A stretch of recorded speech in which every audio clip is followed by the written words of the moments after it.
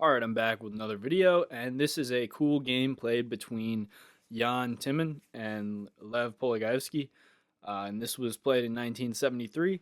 It's two very strong grandmasters from their time. Polygaevsky is one of my favorite players of all time just because he did so much for the Sicilian Najdorf and Polygaevsky variation. He also has some very cool opening ideas that he's brought about in the English opening, but unfortunately, in this game, he is on the losing end of a pretty interesting queen trap, and the game is over very quickly after only like 15 moves, and it's really an unusual queen trap here. So let's just take a look at it. We got e4, c5, typical Sicilian start, knight f3, d6, and we enter an open Sicilian with d4, cd4, knight d4, knight f6, knight c3, and a6.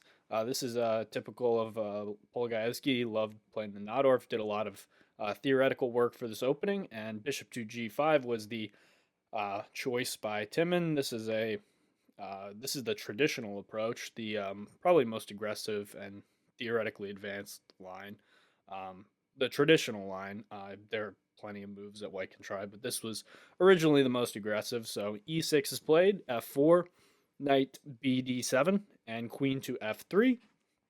All pretty normal developing moves so far. White is going to look to castle queenside and try and start some sort of attack.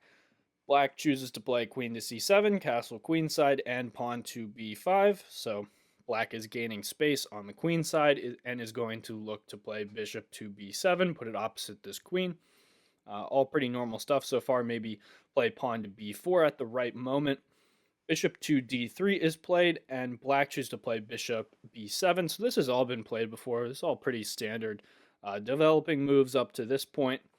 White chooses to play rook h to e1, just centralizing the other rook.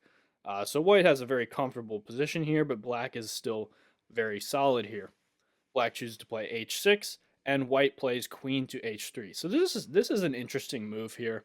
And the engine says it's an inaccuracy, but I think this is a pretty reasonable move because you pin this h pawn, so this bishop is not able to be captured on g5 so easily, as well as maybe put some pressure along this diagonal at the right moment. Maybe there's some sort of knight takes e6 at the right time, and you're also getting the queen out of this pin along this diagonal. So I think queen to h3 is a very reasonable move, and black chooses to castle queenside. So this seems a little bit ambitious, but overall, I think it's still a perfectly reasonable idea if there's not an immediate knockout.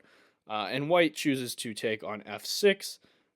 Alternatively, if you don't take on f6, you can probably try and play for f5. King to b1 is a standard move in these lines, but white has a pretty concrete line that he wants to go for. He goes for bishop takes f6. Yes, it's possible for black to play g takes f6 here, but I think knight takes f6 is the most principled move, and the whole point of white's play with taking on f6 is so that white can play knight to d5. So the engine says that this is an inaccuracy or a mistake, but I'm not really so sure about that either. I think knight to d5 makes a lot of sense, so you're taking advantage of the fact that this pawn on e6 is pinned, so you can't take because of this pin along this diagonal. Another advantage of putting the queen on h3. And as well, you are forking the queen, and you're forking this knight somewhat. So if you don't take on d5, maybe I'll take on f6 and double your pawns. Maybe I'll take your queen. And if you choose to play knight takes d5, after something like e takes d5 and bishop takes d5, this is a pawn sacrifice for white, but there are ways that white can create some counterplay. So something like a4 here, looking to try and pry open the queen side. I think it's pretty clear that black is the one with the less safe king here. So black chooses to not go in for this knight takes d5 move. Probably would have been a more reasonable option.